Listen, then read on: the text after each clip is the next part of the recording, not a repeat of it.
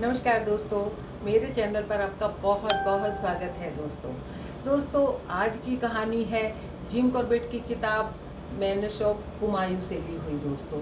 ये उनकी बहुत पॉपुलर एक किताब है दोस्तों। और दोस्तों उसकी ये सच्ची कहानी है। ये घटना है दोस्तों 1909 के करीब की। दोस्तों वहाँ पर कॉर्बेट लिखते हैं कि ये घटना है मुक्तेश्वर की। मुक्तेश्वर वहाँ पर जो रात को जो कुली वगैरह यात्री लोग होते थे जंगल में, अगर किसी को कोई काम होता था, कोई रात को फंस जाता था, देर तक रुकना होता था, घर नहीं जा पाता था, या सुबह बहुत जल्दी जाना होता था, और रात को रुकने के लिए जंगल में एक शेड बनाया गया था दोस्तों। लकड़ी की उसकी छत थी। तो दोस्तों वो उस शेड में रात को यात्री रुक जाया करते थे, कुली वगैरह जो भी जिसको ज़रूरत होती थी। तो वो शेड मुक्तेश्वर के घने जंगलों के अंदर बना हुआ था दोस्तों। लेकिन उस शेड के अंदर कुछ दिनों से बहुत अजीब घटनाएं हो रही थी। काफ़ी घटनाएं होने के बाद ऐसा होता था कि वहाँ पर रात को जो भी आदमी सोने के लिए जाता था वो सुबह वापस नहीं आता था।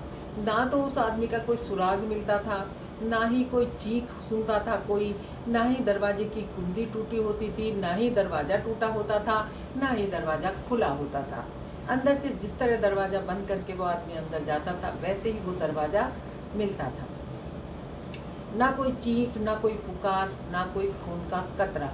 फिर वो आदमी कहाँ जाते थे, ये एक बहुत गहरा सस्पेंस बना हुआ था दोस्तों। गांव वालों में जब बहुत सारी घटनाएं हो चुकी, गांव वालों में एक ऐसा खौफ हो गया था दोस्तों, वहाँ रुकना तो दूर, लोग उसकी तरफ आंख उठाकर भी नहीं देखते थे दोस्तों। जब ये बात कॉर्बेट के कानों तक पहुंची तो कॉर्बेट ने इस रहस्य से पर्दा उठाने का निर्णय लिया। कॉर्बेट एक दिन मुक्तेश्वर पहुंचे। गांव वालों ने उनसे कहा कि नहीं साहब, आप वहाँ मत जाइए, वहाँ आपकी जान को खतरा हो सकता है और हम आपको खोना नहीं चाहते। लेकिन कॉर्बेट ने कहा कि हर रहस्य के पीछे कुछ सच्चाई अवश्य होती है। और कॉर्बेट सबको आश्वासन देकर और उस शेड के अंदर चले गए। रात को अकेले रुकने का फैसला किया उन्होंने। उनके पास एक लालटेन और एक अपनी राइफल और कुछ पानी कुछ। कॉर्बेट 12 बजे के बाद कॉर्बेट अंदर चले गए। 12 बजे और कॉर्बेट एक कोने में लालटेन जलाकर गोद में अपनी राइफल रखकर अब आराम से इंतजार करने लगे कि आगे क्या घटना घटने वाली थी। तो दोस्तों 12 के बाद 1 बजा, 2 बजे। दोस्तों कहते हैं, कॉर्बेट लिखते हैं कि 2 बजे के करीब हवा का रुख बदला। हवा का रुख बदला और मुझे छत से कुछ सरसर की आवाज़ सुनाई दी, जैसे कि कोई बहुत धीरे धीरे छत के ऊपर रेंग रहा हो। और मैंने उस आवाज़ को जब ध्यान लगाकर कान लगाकर सुना तो आवाज़ सच में छत से ही आ रही थी, जैसे कि बहुत धीरे धीरे खिसक रहा हो। और फिर जब मैंने ऊपर देखा, लालटेन की कांपती हुई रोशनी, जब मैंने ऊपर नज़र डाली तो लिखते हैं कि एक जो छत पर जो छोटी छोटी लकड़ी के फट्टे या जो भी लगा हुआ था वो धीरे धीरे खिसक रहा था। एक फट्टा धीरे धीरे खिसक रहा था। कॉर्बेट समझ गए कि कुछ होने वाला है। उन्होंने अपनी राइफल बिल्कुल तैयार कर ली, सेफ्टी कैप हटा लिया और ट्रिगर पर उंगली रख ली। वो देखते रहे कुछ देर।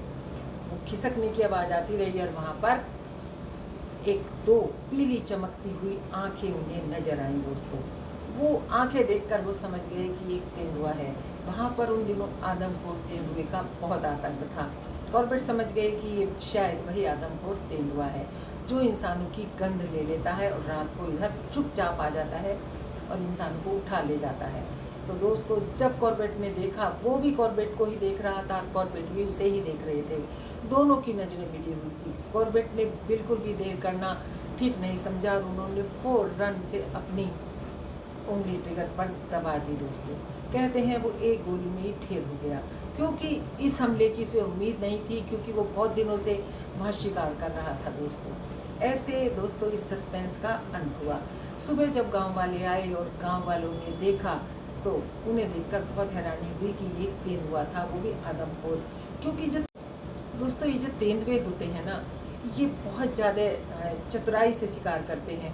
ये ऊपर चढ़कर और एकदम से छलांग लगाकर इंसान को उठा लेते हैं। वो भी पेड़ से चढ़कर छत पर आता था और छत से ऊपर से ही वो इंसान को खींच लेता था।